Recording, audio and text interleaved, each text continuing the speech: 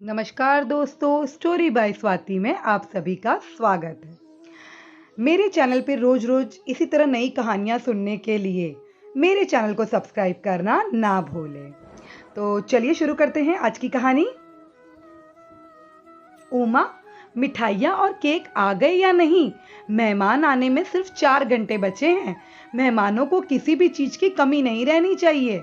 शंकरलाल जी अपनी पत्नी उमा जी से बोले। उमा जी बोली, हाँ हाँ, सारी मिठाइयाँ, केक, चॉकलेट्स सब कुछ आ गया है। और आप भी बस खड़े मत रहिए, जरा फोन लगाइए कुमुद को। अब तक आई क्यों नहीं? अब कुमुद भी आ जाए तो थोड़ी मदद मिल जाए। कुमुद घर में प्रवेश करती हुई बोली, माँ, मैं भी आ चुकी हूँ। अब चिंता मत करिए, बताइए क्या क्या करना है। उमा जी ने कुमुद को देखकर राहत की सांस ली और बोली, अच्छा हुआ कुमुद तुम आ गई, वरना मैं अकेले इतनी सारी तैयारियां कैसे करती। शंकरलाल जी बोले, लो भाई, कुमुद भी आ गई। अब तुम सास बहू मिलकर सारी तैयारियां संभालो। रोहित का आज 10वां जन्मदिन है। रोहित कुमुद के देवर सुरेश और देवरानी शोना का इकलौता बेटा है। बहुत सालों तक यह संयुक्त परिवार साथ में ही रहा। अभी कुछ ही महीनों पहले जेठानी कुमुद, उसके पति मुकेश और उसकी बेटी आयशा इस घर से अलग रहने गए थे। उमा जी बोली, कुमुद, मैंने जलेबी का घोल तैयार कर रखा है। जब मेहमान आ जाएंगे तब तुम इस घोल से गर्मा गर्म जलेबियां बना लेना और मैं दूसरी तरफ गरम गरम पूरियां तल दूंगी। बाकी छोले और पुलाव तैयार हो गया है। सलाद और चटनी भी मैंने काम वाली रमा से ही बनवा ली थी। रमा के बेटे को अचानक तेज बुखार चढ़ गया, इसीलिए उसे अचानक घर जाना पड़ा, वरना रमा होती तो मुझे तुम्हारी जरूरत भी नहीं पड़ती। तुम्हारे देवर सुरेश को अचानक मीटिंग में जाना पड़ा और तुम्हारी देवरानी शोना रोहित के लिए नए कपड़े खरीदने गई है। दरअसल पहले शोना ने रोहित के लिए ऑनलाइन कपड़े मंगवाए थे, मगर वह कपड़े आज ही सुबह आए और शोना को वह कपड़े बिल्कुल पसंद नहीं आए। इसीलिए अचानक दूसरे नए कपड़े लेने उसे जाना पड़ा और वह कहकर गई है उसके बाद पार्लर से सीधा रेडी होकर ही बर्थडे में पहुंचेगी। देखो ना, आज रोहित के जन्मदिन पर ही सुरेश को भी मीटिंग पर जाना था, वरना वह होता तो मुझे और तुम्हारे बाबूजी को इतनी परेशानी ना होती। मगर सुरेश कह रहा था, माँ, आप लोग सारी तैयारियां कर देना, मैं रोहन की केक कटिंग के समय आ जाऊंगा। आखिर घर का लाडला बेटा जो है रोहित, हमारे घर का इकलौता वंश। सासू माँ की मदद करते करते फिर से एक बार कुमुद के हाथ रुक से गए। आखिरकार फिर से सासू माँ ने वही बात दोहरा दी थी, जिसके कारण उन्हें इस घर से हमेशा के लिए अलग रहने जाना पड़ा था। वह अतीत के गलियारे में खो गई। यकायक उसे वह दिन याद आ गए जब उसकी बेटी आयशा का भी 10वां जन्मदिन था, मगर सासू माँ उमा जी जो एक जगह सोफे पर जमकर बैठी थी, बैठी ही रही, बीच में एक बार भी नहीं उठी और सारी तैयारियां कुमुद को अकेले ही करनी पड़ी थी। और आज इस अधेड़ उम्र में भी सासू माँ फुदक फुदक कर काम कर रही थी, क्योंकि उनके चहेते पोते का जन्मदिन जो है। उमा जी ने शुरू से ही दोनों बहुएं कुमुद और शोना में भेदभाव किया। कुमुद की शादी के 2 साल बाद ही शोना की शादी हुई थी। दोनों बहुएं सुंदर और समझदार थी, मगर शोना का रंग कुमुद से काफी गोरा था और उसका मायका भी बहुत अमीर था। कुमुद जी अपनी गोरी बहू शोना पर हमेशा इतराती, यहाँ तक कि कभी कभी कुमुद के रंग पर फप्तियां भी कस देती और कहती, काश तुम्हारा रंग भी शोना जैसा गोरा होता तो मेरा सर फक्र से और ऊंचा हो जाता। बिरादरी में मेरे भी चर्चे होते और सब कहते, उमा जी चुन के लाखों में एक बहुएं लाई हैं। शोना के लिए तो मेरी पसंद की आज भी सब दाद देते हैं, उसका मायका भी तो संपन्न है। कुमुद जब मां बनने वाली थी, उमा जी ने पोता होने की मन्नत ले रखी थी, मगर कुमुद को बेटी हुई। वहीं 2 साल बाद शोना ने एक बेटे को जन्म दिया। रोहित के जन्म के बाद उमा जी बहुत खुश हुई थी और बोली थी, मेरी दूसरी बहू ने घर को वारिस दे दिया। यही सब कारण थे जिस वजह से उमा जी की पहली पसंद हमेशा शोना ही रही। और सासू माँ ने हमेशा से देवर जी से भी बहुत प्यार किया था, क्योंकि देवर सुरेश की आमदनी बड़े भाई मुकेश से ज्यादा थी और उसमें कोई शक नहीं, जो बेटा माँ को प्यारा होता है उसके बच्चे भी उन्हें ज्यादा प्यारे होते हैं। जब कुमुद और उसका परिवार यहाँ साथ में रहते थे, उमा जी जेठानी देवरानी में तो भेदभाव करती ही थी, अब उनके बच्चों में भी भेदभाव करने लगी थी। रोहित के लिए बड़ी चॉकलेट और कुमुद की बेटी आयशा के लिए छोटी चॉकलेट। घर के हर तीज त्योहार पर रोहित को ज्यादा पैसे देना और आयशा को कम। यह सब आयशा को भी नजर आने लगा था, क्योंकि वक्त के साथ दोनों बच्चे भी तो बड़े हो रहे थे। एक दिन रक्षाबंधन के मौके पर जब दोनों जेठानी देवरानी अपने अपने मायके जाने निकल रही थी, उमा जी ने बहुत सारे गिफ्ट रोहित को देते हुए कहा, यह लो, नानी के घर खाली हाथ नहीं जाते बेटा। जब आयशा बोली, रोहित को इतने सारे गिफ्ट दादी और मुझे कुछ नहीं दिया आपने, तब उमा जी बोली, अरे तू ठहरी लड़की जात, तू क्या करेगी उपहारों का। रोहित इस घर का इकलौता वंश है, इसी की वजह से तो कल के दिन हमारे खानदान का नाम रहेगा। और जा, तू अपनी नानी से उपहार मांगना, वैसे भी आज रक्षाबंधन है तो तुझे नानी के घर से उपहार मिलेंगे ही। कुमुद को उमा जी की यह सारी बातें बहुत बुरी लगती। वह अपनी सास को कभी पलटकर जवाब नहीं देती थी, मगर अब सारी बातें उसे बर्दाश्त नहीं होती थी।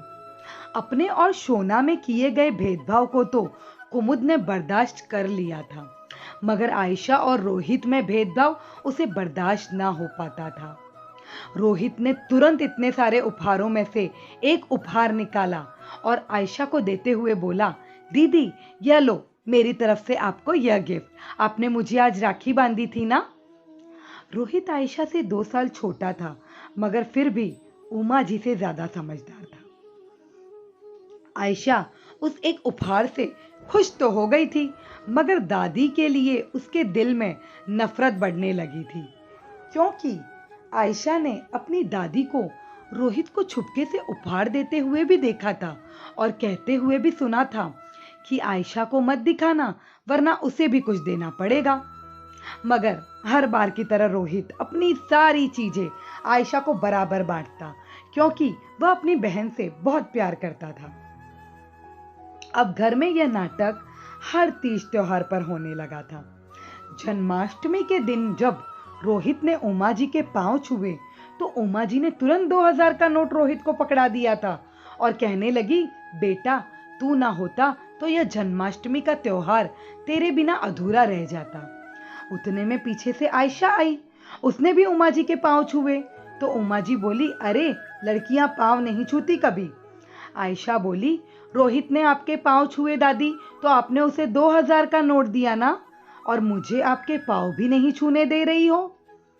उमा जी अपने पर्स में से 100 रुपए का नोट देकर आयशा से बोली, ये लो पैसे, बस अब जाओ यहां से। आयशा वह 100 का नोट लेकर कुमुद के पास आई और उसने रो रो कर सारी बात कुमुद को बताई। रात को जब मुकेश घर आया, कुमुद बोली, मुकेश, माँ का व्यवहार कभी आयशा और मेरे लिए अच्छा नहीं था। यह बात मैं जानती थी, मगर अब पानी सर के ऊपर निकल गया है। संयुक्त परिवार में रहकर मेरी बेटी को हर पल नीचा दिखाया जाए, यह मैं बर्दाश्त नहीं करूंगी। इससे पहले कि बहुत देर हो जाए, हमें यहां से अलग हो जाना चाहिए। मुकेश बोला, यह तुम कैसी बातें कर रही हो कुमुद? हाँ, मैं भी जानता हूं कि माँ का व्यवहार हम तीनों के साथ अच्छा नहीं है, मगर इसका मतलब यह तो नहीं कि यहां से अलग हो जाएं। कुमुद बोली, मुकेश, मैं हर बार माँ का अपनी बेटी के प्रति यह रूखा व्यवहार नहीं देख पाऊंगी। लड़की है तो क्या उसका कोई मान सम्मान नहीं है? तुम्हारी माँ ने हमेशा अपने बेटे बहुओं में तो फर्क किया है, मगर अब इन मासूम बच्चों में भी फर्क करने लगी, वह भी सिर्फ इसीलिए कि आयशा एक लड़की है और रोहित एक लड़का है जो उनके कुल का नाम ऊंचा रखेगा। मुकेश को भी कुमुद की बातें सही लगी और उसने संयुक्त परिवार से अलग होने का निर्णय ले लिया। कुमुद और उसके पति मुकेश ने अब तक घर की सारी जिम्मेदारियां बखूबी निभाई थी, मगर जब बंटवारा हुआ तो सासू माँ ने देवर जी के साथ रहने की मांग की। वह चाहती तो थोड़ा थोड़ा समय दोनों बेटों के पास रहती, मगर उन्होंने छोटे बेटे को चुना और अपनी सारी संपत्ति भी उसी के नाम की। कुमुद को दुख संपत्ति उसके नाम करने का नहीं था, बल्कि दुख इस बात का था कि उन्होंने कभी मुकेश और कुमुद को वह प्यार दिया ही नहीं जिसके वे हकदार थे। सासू माँ की जबान पर हमेशा देवर जी और उनकी पत्नी शोना का नाम ही रहता। बस काम पड़ने पर उन्हें बड़े बेटे और बहू की याद आती। आज भी कुमुद इस बात का जवाब नहीं जान पाई थी कि कैसे माँ बाप अपने ही दो बेटों में इतना भेदभाव कर लेते हैं। उमा जी की आवाज से कुमुद की तंद्रा टूटी। अरे शोना बेटा, तू कब अब तक तैयार क्यों नहीं हुई? तू तो तैयार होकर आने वाली थी ना? उमा जी देवरानी शोना से बोली। हाँ माँ, बस तैयार ही होने जा रही हूँ। दरअसल पार्लर वाली ने कहा था मैं घर पर ही आ जाऊंगी आपको तैयार करने, और वह अब तक आई नहीं है तो उसका ही इंतजार कर रही हूँ। उमा जी बोली, उसे फोन करके जल्दी बुला, आखिर हमारे लाडले का 10वां जन्मदिन है। तुम्हें ही सबसे सुंदर दिखना है, आखिर बेटे की माँ जो ठहरी। उतने में वहां रोहित नए कपड़े पहनकर आ गया। हाय, मेरा पोता कितना प्यारा लग रहा है, किसी की नजर ना लगे। इसे कहते हुए उमा जी ने रोहित की अपने हाथों से बलाइयां ले ली और छोटे बेटे सुरेश को फोन किया। बेटा, मेहमानों के आने में सिर्फ 1 घंटा बचा है। वहां से सुरेश बोला, माँ मैं बस पहुंच ही रहा हूं। अरे कुमुद, तुम भी जब से आई हो काम में लगी हो, थोड़ा शरबत पी लो, थकान उतर जाएगी तुम्हारी। कहते हुए उमा जी खुद भी तैयार होने चली गई। कुमुद को अपनी हालत किसी काम वाली बाई जैसी लगी।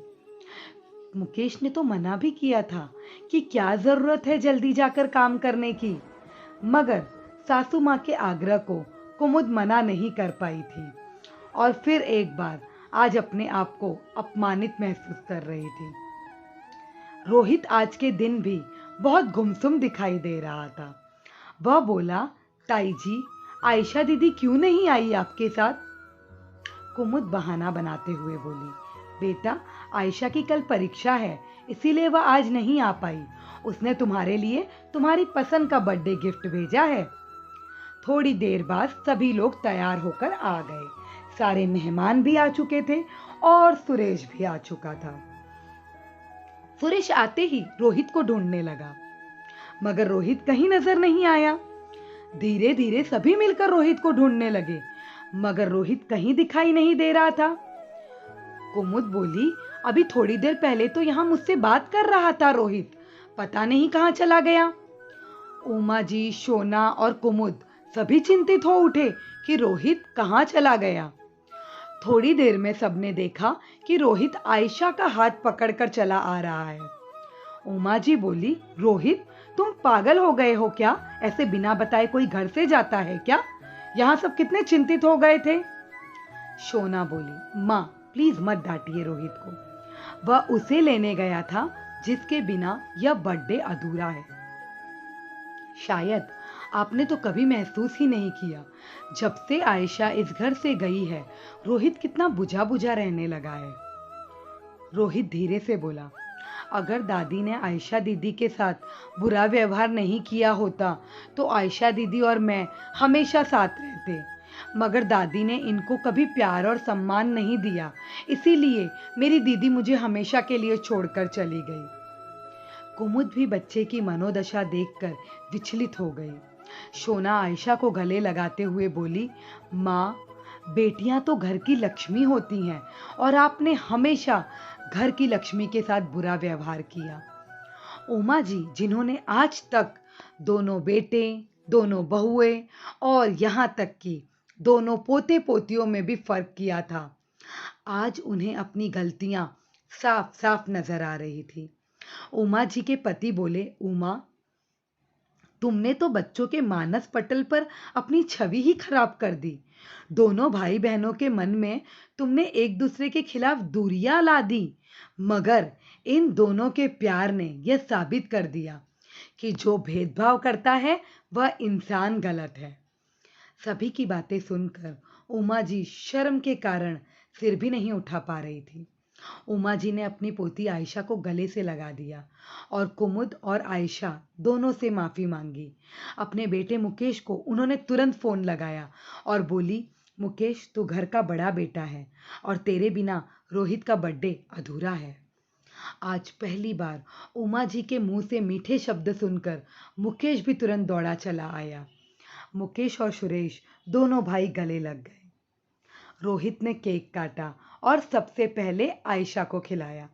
यह संयुक्त परिवार जो बिखर गया था, आज वापस एक हो गया था। दोस्तों, बहुत बार माँ बाप का यही भेदभाव रिश्तों में खटास पैदा कर देता है। ज़रूरी नहीं कि हर जगह रिश्ते वापस संवर जाएं, मगर हमारी पहल तो यही होनी चाहिए कि कभी भी दो बेटे, दो बहुएं और उनके बच्चों में भेदभाव ना करें। दोस्तों, यह कहानी बहुत लोगों को अपनी सी लगे, क्योंकि ऐसा बहुत घरों में होता है। दो बेटे और उनके बच्चों में भी अंतर होता है। आपकी क्या राय है? कमेंट बॉक्स में ज़रूर बताइएगा और मेरे चैनल को सब्सक्राइब ज़रूर कीजिएगा। धन्यवाद।